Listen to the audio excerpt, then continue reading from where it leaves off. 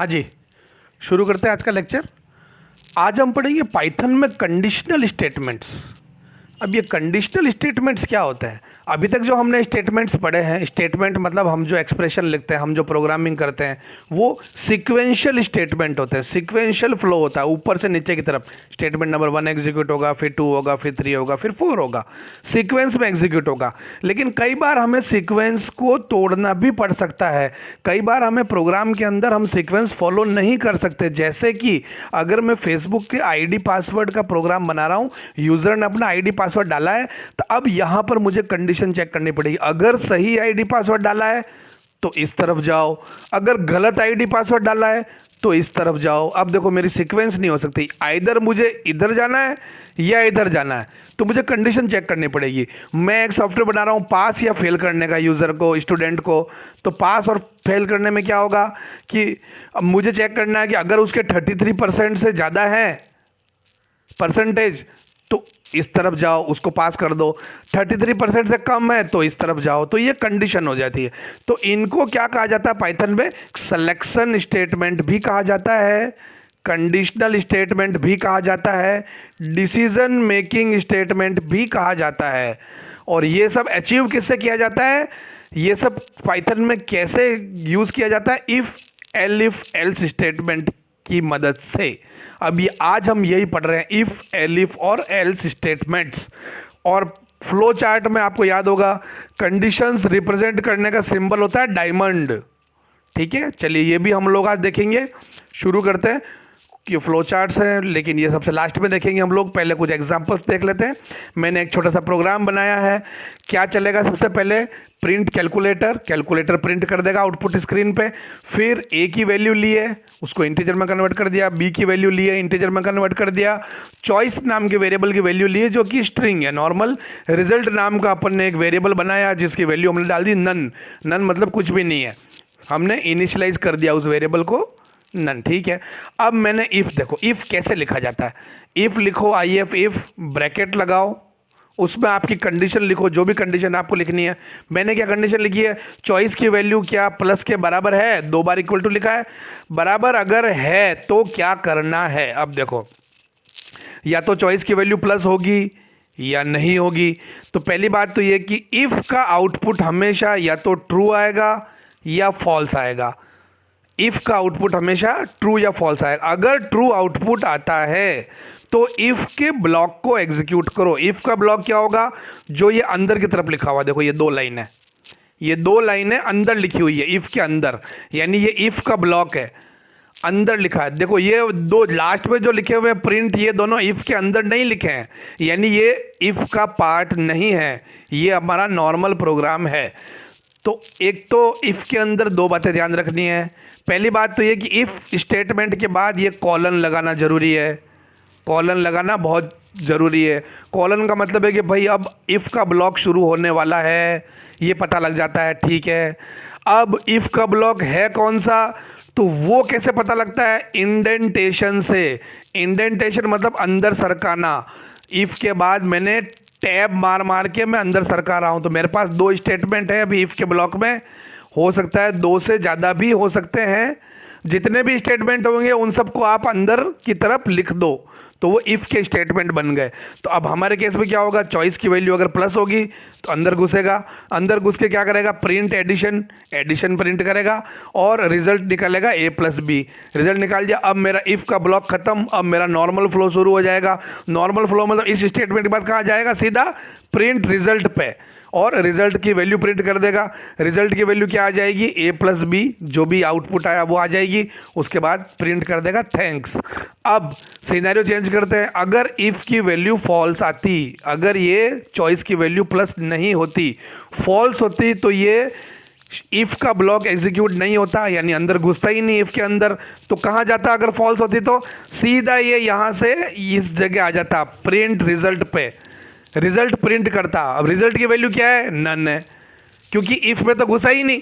If में घुसता तो रिजल्ट कैलकुलेट होता, इफ़ में तो घुसा नहीं, इसका मतलब अभी तक रिजल्ट की वैल्यू नन ही है। तो यहाँ प्रिंट करेगा रिजल्ट यानी नन, और फिर प्रिंट करेगा थैंक्स। अब यानी कि ये जो इफ के बाद के जो स्टेटमेंट है इनका इफ से कोई लेना देना नहीं है, ये तो हर बार एग्जीक्यूट होंगे, चाहे इफ ट्रू हो चाहे इफ फॉल्स हो। ठीक है, तो इफ आपको समझ में आया होगा इफ कैसे लिखा जाता है। अब और देखते हैं, चलो इसी प्रोग्राम को मैंने थोड़ा सा और चेंज कर दिया है। ऊपर वही है print calculator, A B choice की वैल्यू ले ली, रिजल्ट नन डाल दिया। अब मैं चेक कर रहा हूँ वही, अगर चॉइस की वैल्यू प्लस है तो वही आप इफ़ का ब्लॉक एग्जीक्यूट करो, ये वाला इफ़ का ब्लॉक है। अगर इफ़ ट्रू है तो कॉलन देखो मैंने लगा रखा है।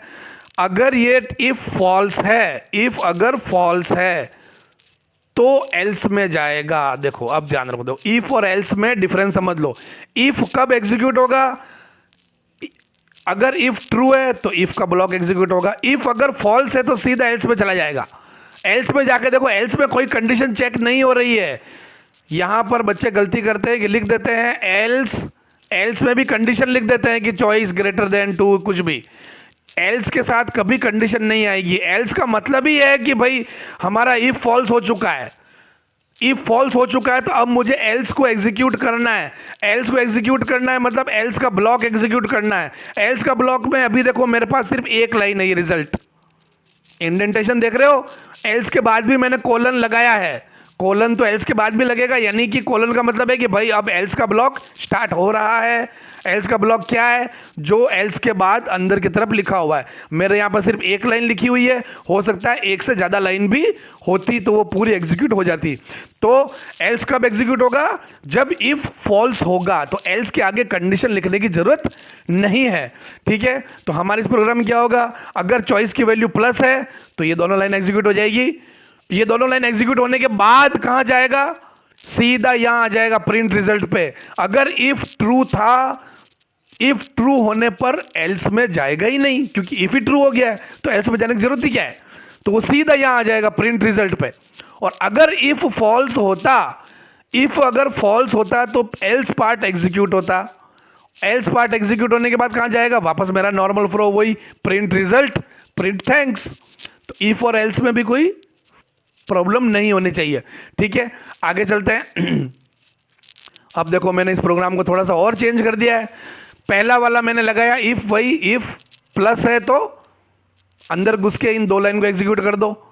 अब ये एलिफ नाम की क्या चीज है, एलिफ का मतलब होता है कि पुराना पीछे वाला इफ अगर फॉल्स है तो फिर से कंडीशन चेक करो, नई कंडीशन। पहला वाला इफ फॉल्स होने पर ही ये वाला एलिफ चेक होगा। अब ये वाला एलिफ चेक होगा, सेम इफ की तरह काम करेगा, चेक करेगा चॉइस की वैल्यू माइनस है तो ये दो एग्जीक्यूट कर दो, दो लाइनें जो इस एलिफ का ब्लॉक है। और अगर सपोज ऐसा होता है कि ये इफ भी फॉल्स हो गया, ये एलिफ भी फॉल्स हो गया, तो अगला एलिफ चेक होगा। अब आप इसको चेक करो, ये ट्रू होता है तो ये चला दो। इस तरीके से हम नीचे नीचे एलिफ एलिफ एलिफ करके चलाते जा सकते हैं। तो एलिफ कब एग्जीक्यूट होता है, जैसे ये वाला एलिफ कब एग्जीक्यूट होगा, जब ये भी फॉल्स हो जाए, ये भी फॉल्स हो जाए, तब ये एग्जीक्यूट होगा। बात समझ में आ रही है।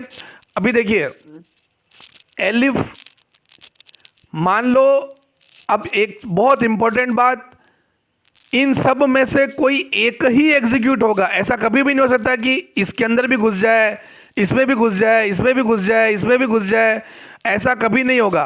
क्यों नहीं होगा, कि अगर ये इफ ट्रू हो गया तो ये दो लाइन एग्जीक्यूट हो जाएगी और सीधा मेरा प्रोग्राम कंट्रोल स्किप मार देगा सबको और आगे बढ़ जाएगा।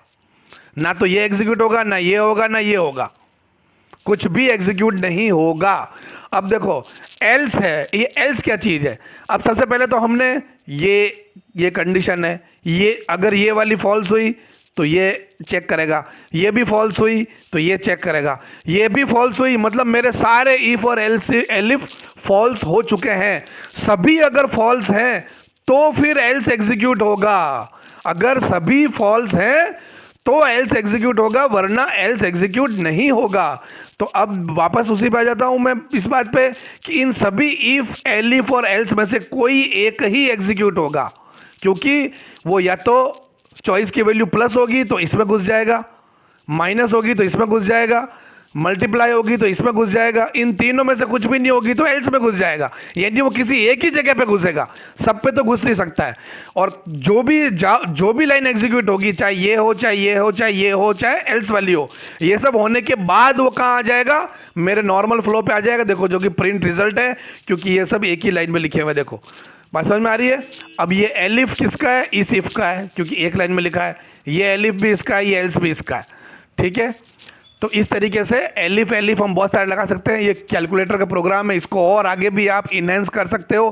कैसे, यहाँ पर मैंने अभी सिर्फ माइनस चेक किया, प्लस चेक किया, मल्टीप्लिकेशन चेक किया, मैं और एलिफ लगा के divide, floor division, percentage, mod सब कुछ चेक कर सकता हूँ, ठीक है। चलिए आगे चलते हैं। अब देखो जो ये इसके अंदर एक इंपॉर्टेंट बात ये है कि जो एल्स पार्ट कब एग्जीक्यूट होता है, जब ऊपर का कोई भी कंडीशन ट्रू नहीं हो। लेकिन अगर मुझे एल्स पार्ट चलाना ही नहीं है, अब इफ कितनी तरीके से लिख सकते हैं, देखो एल्स पार्ट नहीं चलाना तो आप एल्स मत लिखो, एरर नहीं आएगी। अब कितनी तरीके से इफ को लिखा जा सकता है।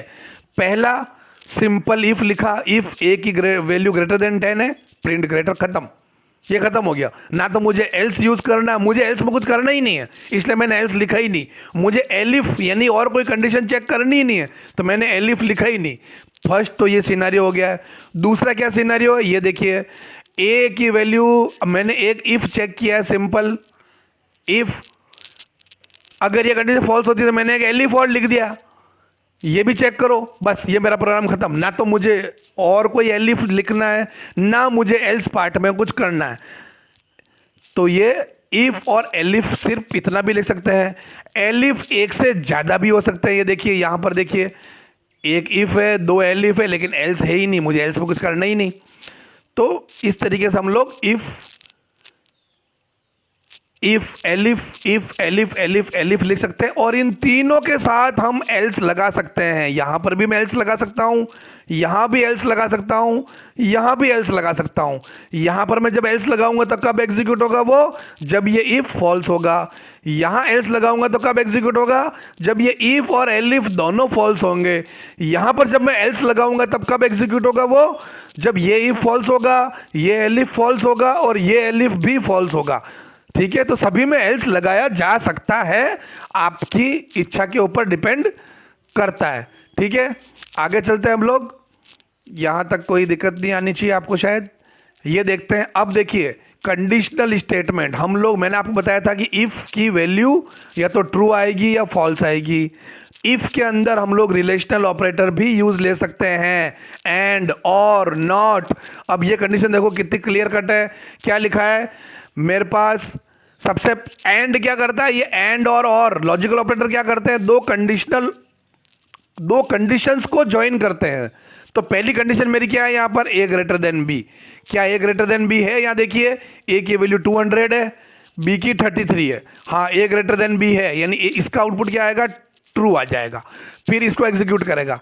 क्या सी ग्रेटर देन ए है, सी की वैल्यू 500 है, ए की 200 है, यस सी की वैल्यू भी ग्रेटर देन ए है। अब देखो ट्रू एंड ट्रू, दोनों ट्रू है तो फाइनल आउटपुट क्या आ जाएगा, ट्रू। यानी कि इफ का आउटपुट क्या आ गया मेरा, ट्रू आ गया, यानी ये लाइन एग्जीक्यूट होगी, print both conditions are true. बात समझ में आ गया। तो फाइनल आउटपुट निकाला जाएगा, यहाँ कितने ही एंड और कोई भी कंडीशन लिखी हो आप, फाइनल आउटपुट इफ का जो आएगा उस पर डिपेंड करेगा कि इफ का ब्लॉक एग्जीक्यूट होगा या नहीं होगा। आगे देखते हैं। अब की बार मैंने और कंडीशन यूज की है इफ की जगह पे, सेम और भी उसी तरीके से काम रहेगा, कोई बात नहीं। देखिए ए ग्रेटर देन बी है, ए ग्रेटर देन बी, ए की वैल्यू 200, बी की 33, यस ट्रू। ए ग्रेटर देन सी है, ए ग्रेटर देन सी नहीं है, फॉल्स, लेकिन बीच में और लगा हुआ है। अब ट्रू और फॉल्स, फाइनल आउटपुट क्या आएगा, ट्रू आएगा। जिसने ये नहीं देखा है वो ऑपरेटर वाला लेक्चर देखिए, लॉजिकल ऑपरेटर्स, आपको अच्छी तरह समझ में आ जाएगा। तो इसका फाइनल आउटपुट आ गया, ट्रू आ गया, तो अब ये मेरा इफ एग्जीक्यूट होगा। तो हम लोग दो कंडीशन को ज्वाइन भी कर सकते हैं। इसको और हम लोग डिटेल में देखते हैं। जरूरी नहीं कि दो कंडीशन ही हो, दो से ज्यादा कंडीशन भी हो सकती है। ये एग्जांपल देखिए, ध्यान से समझना, बहुत अच्छा है। और इफ और एल्स, एल इफ, ये बहुत इंपॉर्टेंट है प्रोग्रामिंग के अंदर, ये लगभग हर प्रोग्राम में यूज होता है इफ एल्स। चलिए शुरू करते हैं। मेरे को बच्चों को एडमिशन देना है। एडमिशन देने के लिए हमने क्राइटेरिया रखा है कि उसके मैथ्स में 80% से ज़्यादा नंबर हो, मैथ्स में 80% से नहीं हो तो साइंस में ज़्यादा हो, साथ ही वो सीबीएसई बोर्ड से भी पढ़ा हुआ होता। देखो मैं तो, आप कंफ्यूज हो रहे हैं, मैं आपको फिर से समझाता हूँ कि हमें एडमिशन देने के लिए मैथ या फिर साइंस, दोनों में से किसी एक में 80% से ज़्यादा नंबर होने चाहिए। या तो मैथ्स में 80 ज़्यादा हो या साइंस में ज़्यादा हो, प्लस उसका बोर्ड तो सीबीएसई ही होना चाहिए। यानी ये तो मेरा कंपलसरी है कि बोर्ड सीबीएसई बोर्ड से हो वो, और मैथ्स और साइंस दोनों में से किसी एक में 80% से ज़्यादा नंबर हो। तो इसको मुझे कंडीशन बनाए। तो आपके एग्जाम में इस टाइप के क्वेश्चन आएंगे।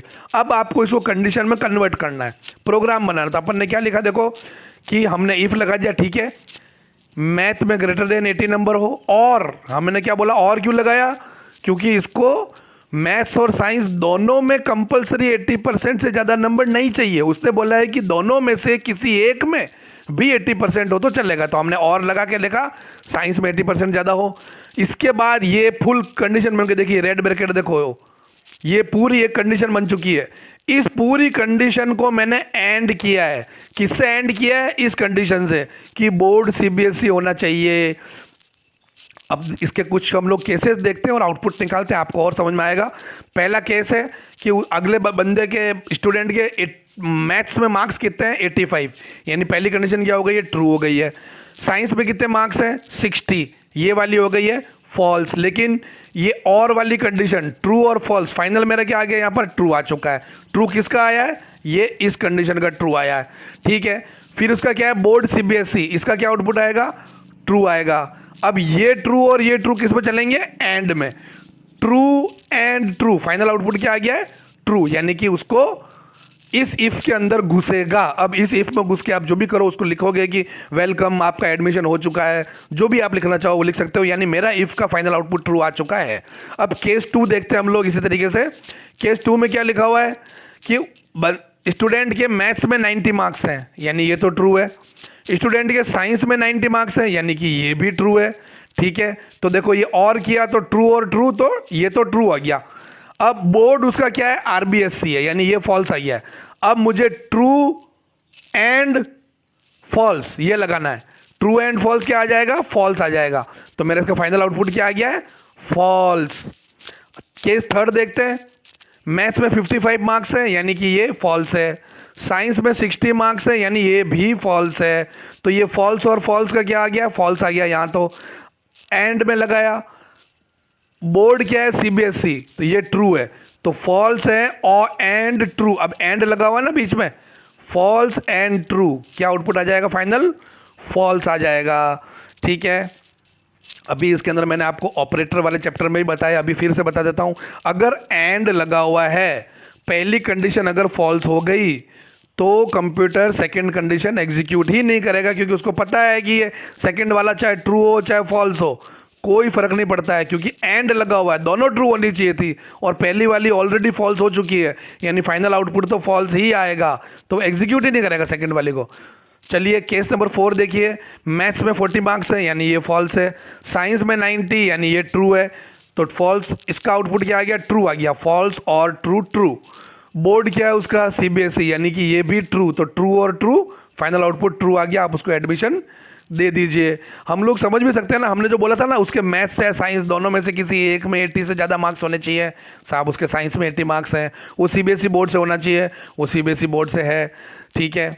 अभी देखिए मैंने एक एग्जांपल और लिया, इस बार सिर्फ मैंने ब्रैकेट चेंज कर दिया। देखिए ब्रैकेट कैसे चेंज किया है, ये जो रेड ब्रैकेट है देखो, पहले यहाँ शुरू हो रहा है, यहाँ ख़त्म हो रहा है, फिर ये है और ये है, यानी कि ये एंड इन दो और इसके बीच में लगा हुआ एंड।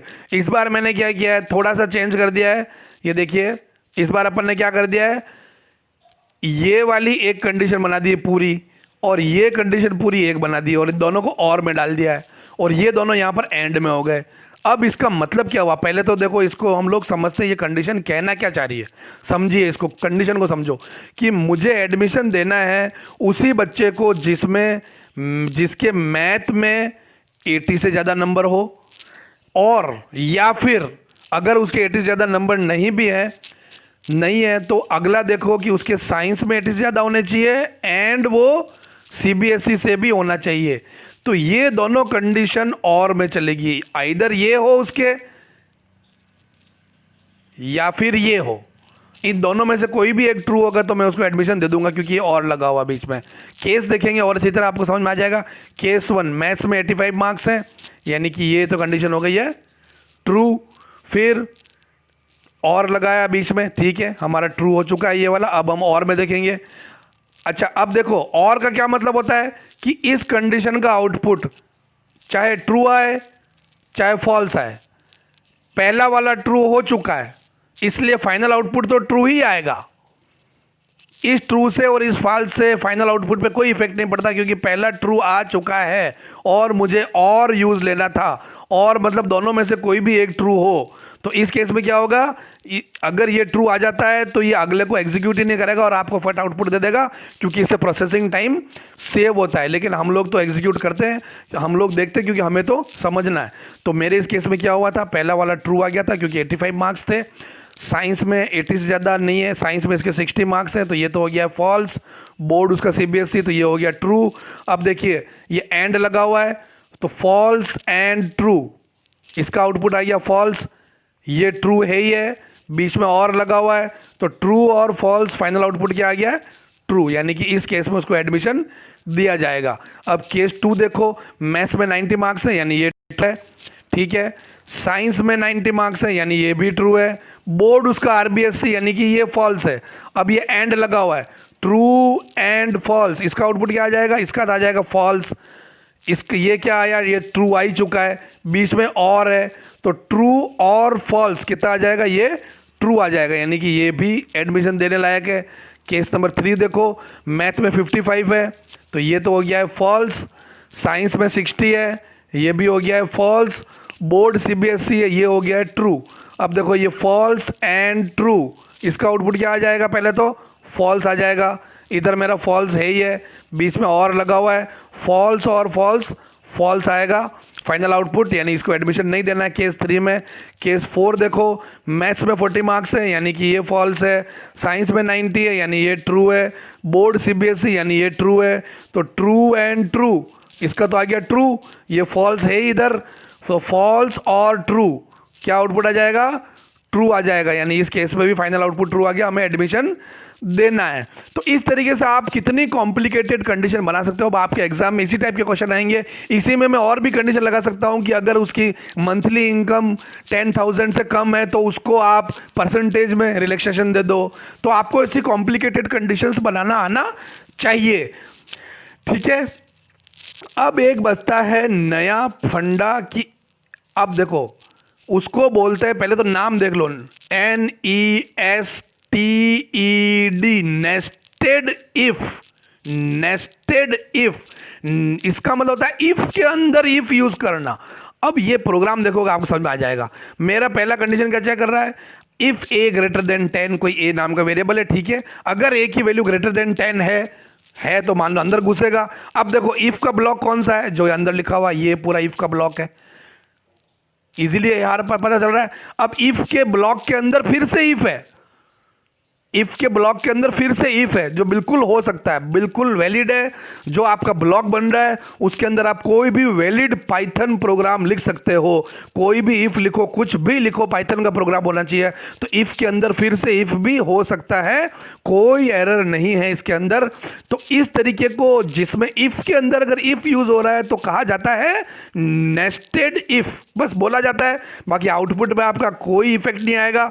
होगा ये, अगर ये मेरी इफ कंडीशन ट्रू होगी, अंदर घुसेगा, इसको एग्जीक्यूट करेगा, यहां देखेगा फिर से इफ है तो कोई बात नहीं, इस इफ को चेक करेगा, क्या ए ग्रेटर देन 50 है, तो ये तो अगर ट्रू है तो प्रिंट कर देगा, प्रिंट ग्रेटर देन 50। अगर फॉल्स है तो एल्स पार्ट एग्जीक्यूट कर देगा, तो वो चलेगा वैसे ही बिल्कुल ही। तो और उसके बाद देखो ये एल इफ कौन से इफ का है, इस इफ का है। यहां पे कंफ्यूज नहीं होना, ये वाला एल्स कौन से इफ का है, इस वाले इफ का है। ये एल इफ और ये वाला एल्स कौन से इफ का है, इस इफ का है। क्योंकि आप इन सब चीजों को आप इंडेंटेशन देख के समझ सकते हो कि कौन सी लाइन किसके नीचे लिखी हुई है। ये जो लिखा हुआ यहां पर, ये वाला प्रिंट, लास्ट वाला प्रिंट स्टेटमेंट, ये किसी भी इफ में शामिल नहीं है, इसका किसी भी इफ से कोई लेना देना नहीं है। ठीक है, तो ये हो चुका है। एक चीज़ और बताता हूँ आपको, कई बार ऐसा होता है कि मेरा ये वाला प्रोग्राम देखो आप, ये वाला एक प्रोग्राम है, x की वैल्यू है 21, मुझे चेक करना है क्या x की वैल्यू ग्रेटर देन 10 है। तो मुझे कुछ भी नहीं करना, मुझे खाली छोड़ना, मुझे कुछ करना ही नहीं है। एल्स पार्ट मुझे प्रिंट करना, ओके। तो इसको वैसे मैं घुमा फिरा के कर सकता था कि इस ग्रेटर देन की जगह पे मैं लेस देन का साइन लगा देता और सीधा प्रिंट लिख देता, और मुझे एल्स लिखने की जरूरत ही नहीं थी।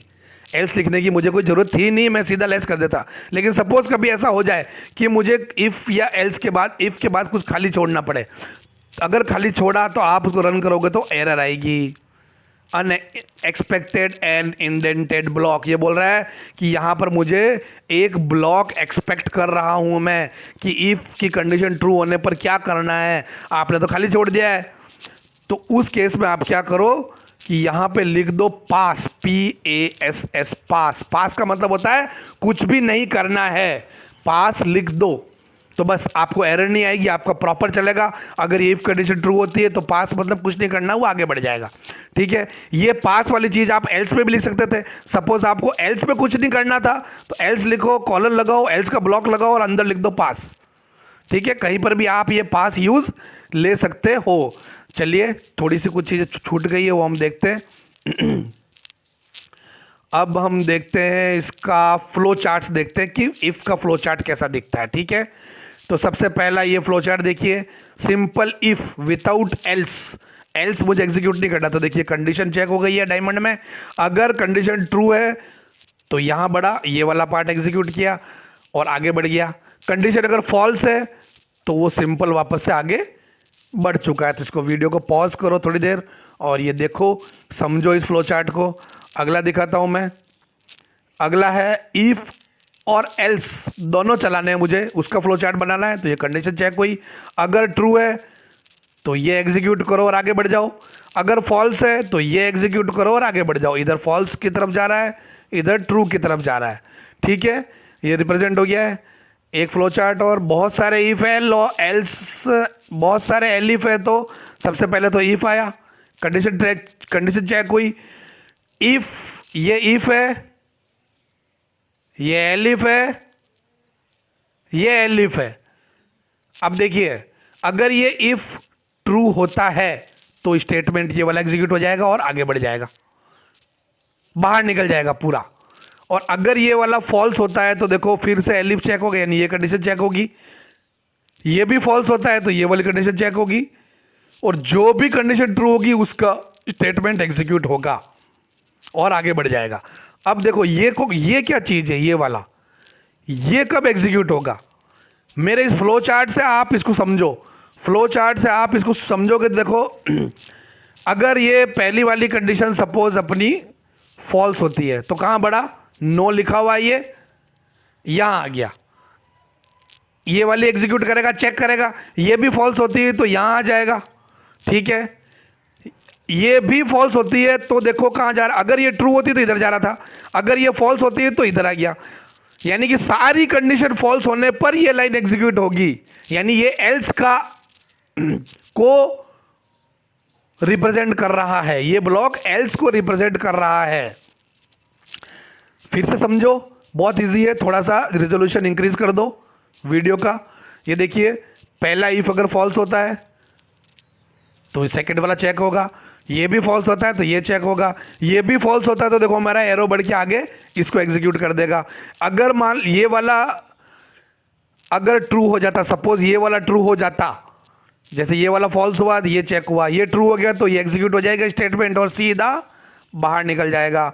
तो ना तो ये पहला वाला एग्जीक्यूट होगा, ना तीसरा वाला एग्जीक्यूट होगा, ना एल्स एग्जीक्यूट होगा। ठीक है, फ्लो चार्ट आपको समझ में आ गया होगा।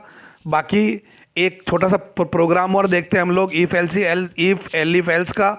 ये वैसे मैं प्रोग्राम आपको डिटेल में अलग से वीडियो बना के बताऊंगा, अभी सिर्फ आपको मैं फ्लो चार्ट समझा रहा हूँ ताकि आपको पता चले इफ़ कंडीशन कैसे चेक होती है। ये एक प्रोग्राम है, ए बी सी 3 वेरिएबल है, इनमें से कौन बड़ा है ये मुझे पता लगाना है, लार्जर नंबर वाला। तो सबसे पहले हमने क्या किया है, रीड ए बी सी की वैल्यू रीड कर दी। पहले मैंने कंडीशन क्या चेक की है, if A greater than B, क्या ए बी से बड़ा है, यस। अगर यस तो मैं फिर से कंडीशन चेक कर रहा हूं, क्या ए सी से भी बड़ा है। तो देखो ए बी से बड़ा है, ए सी से भी बड़ा है, यस, तो यानी कि ए सबसे बड़ा है। और अगर ए बी से बड़ा नहीं होता तो इधर जाता नो में, ए बी से बड़ा नहीं है यानी कि बी ए से बड़ा है।